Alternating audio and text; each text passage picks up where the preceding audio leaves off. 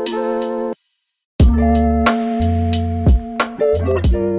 guys, what's up, and welcome back to another episode of Reinventing the Meal. Today we're making something again that I haven't ever had before. We're making some f***ing Canadian poutine, right? It's from Canada. That's where it's from.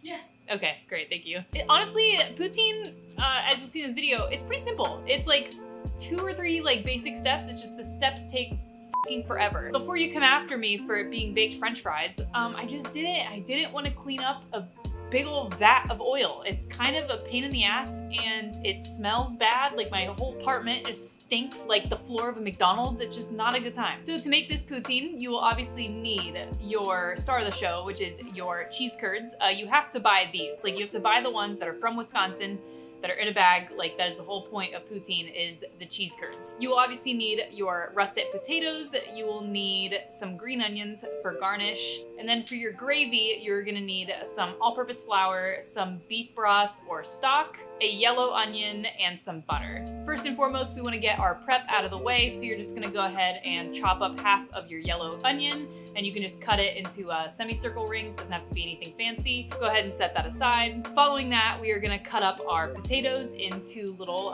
French fry strips.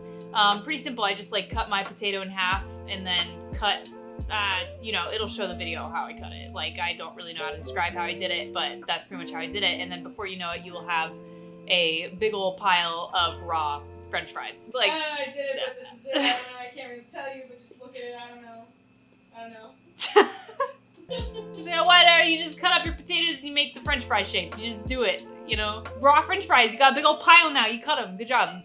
So weirdly enough, you're actually going to throw them into a pot and you're going to boil them as if you're going to make mashed potatoes, but the key is here that you're not. You're just gonna get them to a boil and you're just gonna check on them until they're lightly soft on the outside, but are still undercooked on the inside. Once you have that proper texture, you will strain them. And look, they might fall apart. You might have slightly overcooked them like I did, but it's fine because you're gonna toss them in a bowl with like a bunch of olive oil. Like, I mean like a bunch of olive oil. You need to put like a bunch of olive oil. I'm so serious. If there's a pool of olive oil at the bottom, that's fine, that's good. You toss them in that olive oil, it is okay if they're starting to look fall aparty, starchy, not good. All that like soft, like beginnings of mashed potato, all of that like absorbs the olive oil and that's what's gonna give you your crispy French fry in the oven. So anyway, once your potatoes are nice and coated in their olive oil, you're gonna toss them in the oven at 425 degrees for literally like an hour. And then periodically, like I would say every 25 to 30 minutes until they're a nice golden brown, just flip them so each side can get a chance to get crispy on the pan. While those are in the oven, we're gonna go ahead and tackle our gravy, which if you watch the Bangers and Mash video, literally the same thing. You're gonna go ahead and caramelize your yellow onions in a pan until they are soft. You're gonna throw in some butter and then some flour until you got this like weird clumpy glue type mixture.